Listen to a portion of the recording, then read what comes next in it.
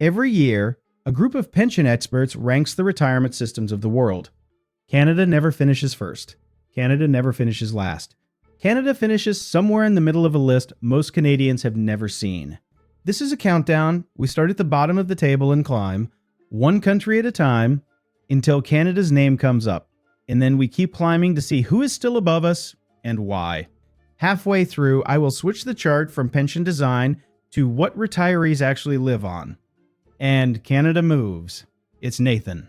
By the end, you will know exactly where a Canadian retiree stands against the rest of the planet. On income, on poverty, on healthcare, and on how long the money has to last. Spoiler, the middle of the table is a better place than it sounds. The list I am using is called the Mercer CFA Institute Global Pension Index. CFA stands for Chartered Financial Analyst, the global body of investment professionals who put this together with the pension consultants at Mercer. The 2025 edition, released last October, is the 17th they have run, and it grades 52 retirement systems on three things: adequacy, meaning how much retirees actually get; sustainability, meaning whether a country can keep paying the promise for the next 40 years; and integrity, meaning how well the whole thing is regulated and governed. Every country then gets an overall grade from A down to D. Chart 1 is that overall grade. Start at the bottom. India sits last, with a D grade and a score of 43.8 out of 100. Argentina, the Philippines, and Turkey are just above, all in the D band. The reason is the same across those four: young pension systems, patchy coverage, and a public purse under pressure. A lot of workers in these countries reach 65 with no formal pension at all. That is what a low score looks like in real life. Climb one rung, and you reach the C and C plus countries, scores in the 50s and low 60s. Malaysia and Oman sit just under 61. Then the United States appears at 61.1, a C plus. The American system is held back mostly by patchy private coverage and heavy reliance on a personal savings pillar that a lot of workers never actually use. Spain, the UAE, and Colombia sit in the same band. These are countries where the public pension is fine on paper, but the private side of the system leaves a big share of workers behind. Climb another rung, and you enter the B band, scores from 66 to 75. This is where most rich countries live.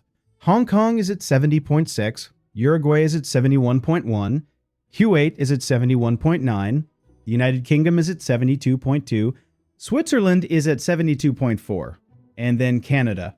B grade, overall score 70.4, adequacy 67.2, sustainability 67.0, integrity 80.2. That integrity number is worth pausing on. On governance and regulation, Canada is genuinely close to the top of the whole table. On what retirees are promised, and on whether that promise can be kept for the long haul, Canada is average for a rich country. The 70.4 was an improvement on last year's 68.4. So the trend is the right way, but the position is still middle of the pack. Now keep climbing. Above Canada in the B plus band, scores from 76 to 80, you find Norway at 76.0, Finland and Chile tied at 76.6, Australia at 77.6, and Sweden at 78.2. Each of those countries has one design feature Canada does not. Norway has a sovereign wealth fund quietly buffering future obligations. Finland runs an earnings-related pension that covers essentially the entire workforce, automatically, without the worker having to opt in. Chile has a mandatory individual funded scheme that every worker pays into. Australia has a mandatory workplace pension contribution rate now above 11% of salary that the employer must pay in. On top of wages, Sweden auto-enrolls every worker into a funded second pillar from their first job. The common thread is forced saving. Somebody, either the worker or the employer, is required by law to put a real percentage of every paycheck into a retirement account from day one of a working life. Climb one more rung, and you reach the 5A grade systems. Israel is fifth at 80.3, with a mandatory second pillar for all employees. Singapore is fourth at 80.8, the first Asian country ever to earn an A. running a forced saving rate above 30% of income through its central provident fund. Denmark is third at 82.3, with a mandatory funded scheme layered on top of the state pension. Iceland is second at 84.0, with one of the highest mandatory employer contribution rates in the world. And at the top of Chart 1, the Netherlands at 85.4, with near universal occupational coverage that started decades ago and has been compounding ever since. That is the top of the table on system design, and Canada is roughly 6 rungs down from it. New chart, same country. Watch the number move. Chart 2 is the OECD net replacement rate for an average earner.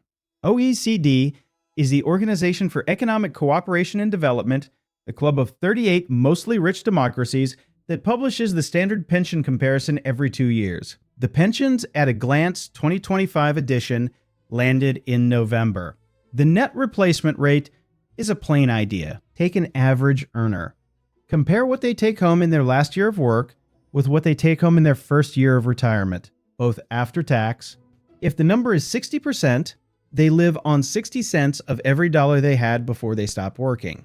The OECD average in the 2025 report is 63.2% for mandatory pensions alone. Where does Canada sit on this chart? Lower. The OECD lists Canada among the countries whose mandatory public pension delivers a gross replacement rate of 20% or less for an average earner. That is CPP plus OAS alone, before any workplace pension or RRSP. Read carefully what that means. The Canadian state does not try to replace most of a working salary. What it does instead is guarantee a floor. OAS is paid to almost every senior. CPP is paid to almost every worker who ever paid in.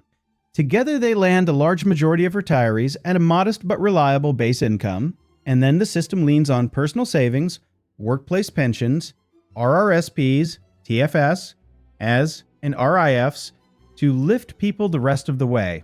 That is why Canada looks middling on Chart 2. The public promise is deliberately not the whole picture. Chart 2 measures only the promise, not the private savings sitting behind it. New chart. Same country. Watch the number move. Chart 3 is old age income poverty. This is the share of people 66 and older whose income falls below half the median for their country. It is the OECD's headline measure of how many retirees are actually going without. The 2025 report puts the OECD average at about 14.8%, so roughly 1 in 7 seniors across the rich world. South Korea is the outlier at 39.8%, almost 2 in every 5 seniors.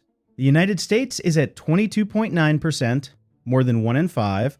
The United Kingdom is at 15.0%. Germany is at 14.5%. Italy is at 12.3%. Canada is different. Using Statistics Canada's market basket measure, the MBM, the senior poverty rate in Canada was around 6% in the most recent full survey year, ticking up slightly in the provisional 2024 numbers, but still near the low end of the developed world. And it is not just the count.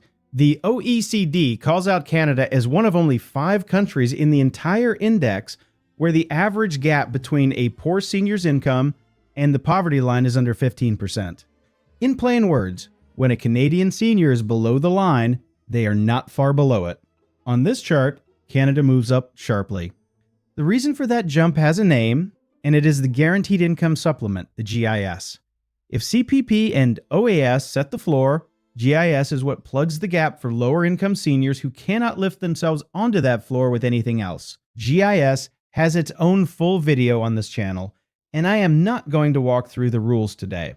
Just log the effect. On the poverty chart, Canada is quietly one of the better performers on the planet. New chart, same country. Watch the number move. Chart 4 is time. Specifically, how long the money has to last and how many of those years are healthy. The OECD publishes life expectancy at 65 every year because that is the number that determines how many years of retirement any pension has to fund. The 2025 figures, using 2024 data, put the OECD average at 21.6 more years for a woman reaching 65 and 18.5 more years for a man. That is a retirement that lasts, on average, roughly 2 decades. And the effective age at which people actually leave the workforce across the OECD sits in the low 60s. Canada sits above the OECD average on both lifespan measures. A Canadian woman turning 65 today can expect to live to about 87. A Canadian man turning 65 today can expect to live to about 84. All in the OECD's Health at a Glance data on healthy life expectancy at 65, and a good chunk of those extra years, roughly the first decade after 65, are years of relatively good health. Before serious health spending kicks in, Canada is not the longest lived country in the world, but on health span, at 65 it is comfortably in the upper half. And here is the important part. Canada delivers those healthy years through a public healthcare system, so the retiree is not paying private premiums out of their pension the way a comparable American retiree often is. Longer retirements are good news for the retiree and hard news for the retirement account. Every extra healthy year is another year of groceries, rent, and everything else the money has to cover. Every less healthy year adds care costs on top. That is 4 charts and 4 positions for one country. Middle of the pack on system design, near the bottom on how much salary the public pension actually replaces, near the top on how few of our seniors fall into poverty, upper half on how long the money has to last, with healthcare taken care of by the public system. Read those 4 in order, and a clear pattern falls out. Canada does not try to replace most of your working salary through the public system. Canada does try very hard to make sure almost no senior falls through the floor. And Canada asks that floor to hold up for a longer retirement than the world average. In a country where healthcare will not eat the pension, an adequate base, weak forced saving on top of it, long retirements to fund, and a healthcare bill the retiree does not personally have to carry. There is one lesson a Canadian retiree can actually act on from all of that. The country's rank on any of these charts is essentially fixed. You did not design CPP, and you are not going to redesign OS. But your position inside those charts is not fixed.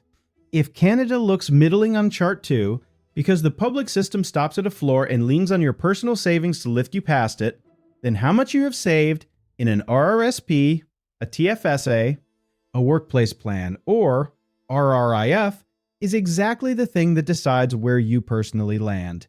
The public system is deliberately built to be a base, not a ceiling. The countries above Canada on chart 1 solved that by making the top-up mandatory. Canada left it optional, which means for a Canadian aged 50 and up, the top-up is your job. That is the lever you actually have. Where the typical Canadian sits on the world wealth table is its own video on this channel. Today's tables are about retirement, not wealth. If you want that follow-up, or the GIS walkthrough I mentioned in the middle, both are already up. Otherwise, thanks for watching, and I will see you on the next one.